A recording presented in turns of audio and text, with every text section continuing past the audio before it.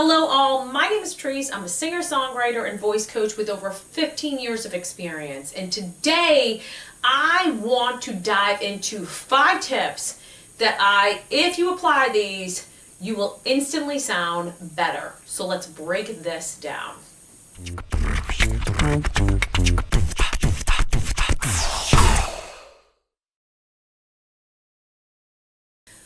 All right, all. Like I said, I have been teaching for coming up over 15 years now.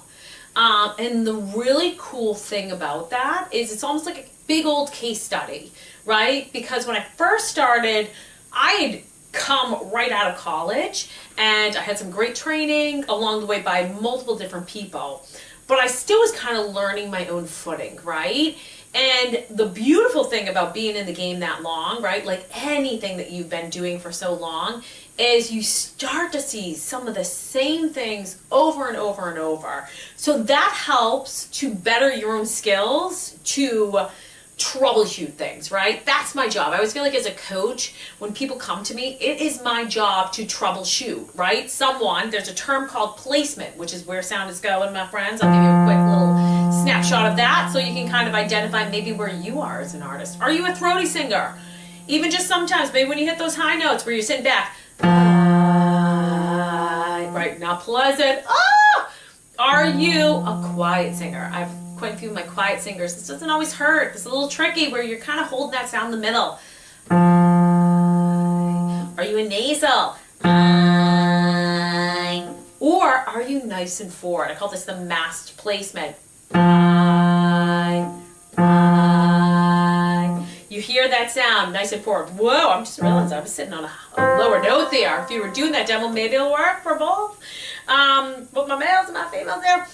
To kind of try and do a little test right there. So that's a little note, my friends, on placement, right? So where sound is going, all right? So how do we get that sound here, right? So if you feel like you fall into any of those categories, non-optimum, where you're kind of sitting back, you're in the middle of the mouth, you kind of go nasally, and it feels a little wobbly with your voice, grab a notepad, grab a pen. I want you writing these down because these 5 things are the very things that I coach over and over that bring results.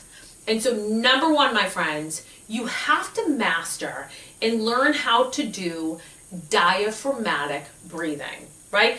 That right here, if you diaphragmatic breathing, stomach breathing, belly breathing, whatever it may be, ultimately you're breathing down here, right? And so what happens, why it's diaphragmatic breathing, is you have your diaphragm that's here, and when you're breathing improperly this way, your stomach goes out because diaphragm's pulling those lungs down, right? The air is filling just like a big old balloon, filling those lungs up, and you're seeing that expansion in your stomach. You can even feel it on your sides because your diaphragm goes all around, right? So you want to be doing that. The reason it is our vocal cords are here, right?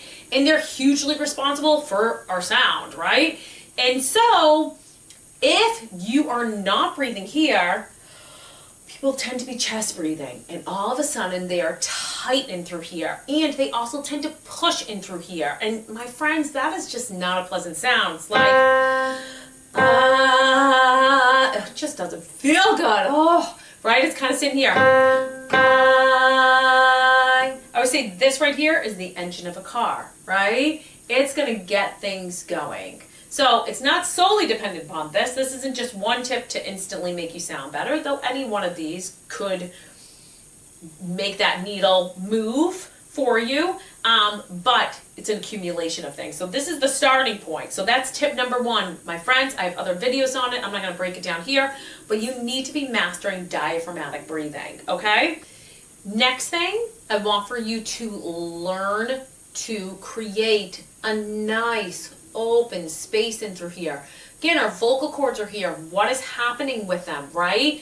Is the higher we go, they tighten. Think about an elastic band, right? Lower we go, they loosen, right? So if you imagine also here is our beautiful larynx. That's the house of the vocal cords, right? So if you think about what's trying to happen is they're trying to go like this, right? So how do we create an open internal space? Well, number 1, is going to be a beautiful exercise I like. It's called the open mouth yawn. We're breathing in through the mouth. We're keeping this in, my friend. But you are breathing in. And if you get a mirror and look back, that soft palate starts to raise up when you're doing that. So that's step number one, right? So that's tip number one is your breathing. Second thing is we're working towards creating an open space. We're going to do some nice open mouth yawns and see that soft palate raise. The other thing is your tongue, my friends. We want to be keeping that tongue forward and not just kind of like loose. We're going to learn to contort. You ever see, and a lot of singers, go watch this. Here's a little exercise you can do. Go watch some of the singers you love. Find those moments when they're singing with an open mouth. I call a little dip in the tongue. So it's a muscle of the tongue. So you want to learn to contort. Going back to that open mouth yawn, it serves a couple of purposes. Really helps us to open up back here. But when we're really yawning, a lot of times our tongue wants to go back. And with this exercise, we're going to keep it forward. Even if you have to pinch that tongue, my friends. Pinch that tongue, yawn, keep it forward. You want to start to learn to control it. So there you go. Tip number 3, learn to master the tongue. Watch yourself. Go sing right now in the mirror with that song you've been struggling with. Are you using good support? The higher you go to, right back to that breathing, the more you're going to push a little bit. Just like in a car, if you were going on the highway, you would push more on that gas, right? So that is tip number 3, tongue, right? That becomes even more important the higher we go, is keeping that forward. So go pop yourself in front of the mirror, make sure this is happening. Make sure, especially the higher notes, because it's like a lowercase c for the lower, capital for the higher. You have to open up more, which leads me to tip number 4, my friends. Become masters of knowing and applying how to shape your mouth. And it's not, in this case, a one-size-fits-all, though we all love those because we feel like rock stars. But it's not a one-size-fits-all. It is, you have to get used to modifying your shape, right? So if we kind of go back to, I just briefly mentioned it, a C shape. I think of lower notes to higher notes, thinking lowercase to capital, right? If I'm doing a note here, I, or if I'm doing my mouth had to open. If you also zoom in on that, my friends, notice the difference. Look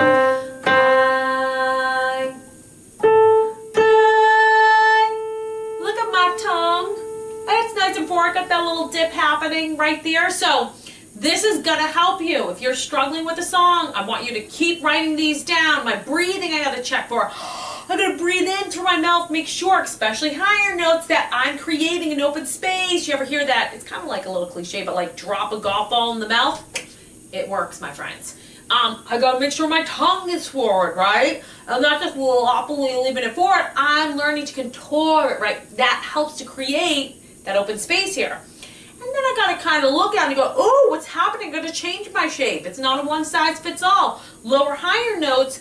What do I need to do? Really what we're trying to do when we contour things here is to keep that sound forward. So does that mean I need to open more? Does it mean to open less? Because if I am open on this one, like that, it goes back, right? Back to that placement. I'm now in the throat. We don't want that. What do I need to do that? And a little bonus tip with this, right, is you should be applying, especially higher notes, though this comes into play with style, our open vowels, right? We have our A-H, we have our A-W, we have our E-H, and we have U-H. Just write those down, my friends. Take a moment, write those down. I stress those all the time. They help with our shape, right? And in particular, we're not getting when we listen to Whitney Houston, and I, that's pinched, sound good. And I.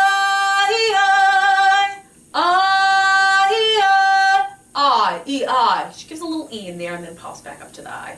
So, if you're struggling with a high note, I want for you to think about, use that list right there. How do I modify this word? Listen to the original artist, see how they're using those. Start to hear them being in there, and you're like, oh, that's what they're doing. So this, my friends, is how we start to really move that needle towards having the sound we want and aspire for. All right, so tip number 5, my friends, is you have to establish your range. And I have another whole video on this. You can check this out. I've got a bunch of different videos, but I feel like this is super important because as singers, we need to know where we sit, at least at the moment. I'm a huge proponent. The more we do stuff, the more we apply good technique, guess what? We're going to expand that range. Maybe not a ton, maybe sometimes more than others. We're going to go crazy with it. More importantly, though, that we're really crafting and getting a great sound to our voice. That is senior to a lot of times, can I hit this note? Because if you're hitting the note and you're struggling for it, it's not going to be what we really want. So I want for you to take the time to figure out what is your range. What is the lowest note you can hit comfortably without it feeling like it goes back, that it stays nice and forward. That's your low note. When it comes to the higher stuff, what is the highest note? In the higher range, I know I work with my artists. There's two different sounds. We have head voice and we have belt, right?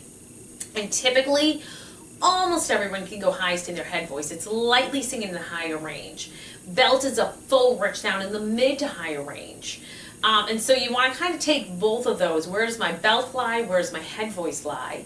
And that right there is your range, and that's going to determine what kind of keys you put your songs in, right? Because you could be an amazing singer, but if you have more Lana Del Rey and you're trying to do Ariana Grande, you might feel like, oh, I'm a bad singer, when it's not the case. It's just you need to modify what key, right? So this is how you instantly sound better, especially if you've been trying to put yourself, it's like Cinderella, the stepsisters, right?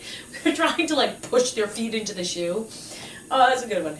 Right? It just doesn't work, right? You could maybe slip it on, but it's going to pop right off. So find your right shoe size, because when you do that, that's when the magic comes. Ooh, I'm going to be here all day. My jokes. At least I can laugh at myself. But those are the 5 key things that I wholeheartedly believe are going to help you start to instantly see results. Your breathing, right? Creating an open space internally, that tongue, those vowels, right? And then figuring out what your range is in order to put your voice where it fits best at that moment. So if this helped you, my friends, be sure to subscribe. That helps me know I'm getting to you all. Helps me to know that this content, which is my sole purpose in doing this, is reaching more artists. Kind of always say I'd like to be like the wizard behind the curtain, but with no curtain, right? Kind of like, let's get all this stuff out there. Let's really be able to empower singers, because culturally we need you. Your voice matters and we need you. So be sure to subscribe, like, comment things that hopefully helped you if you're struggling with anything. And also, lastly, I've got a membership program happening. I'm super excited about that. That is launching this month. Be sure to sign up for that. I'm going to go live for my members. You can see all the different perks there. And this way I can actually be talking to individuals, or you can drop your comments and get those questions or things that you're struggling with answered directly, and not just trying to fish through a bunch of YouTube videos. But either way, I hope this helped you, served you, and thanks so much for watching.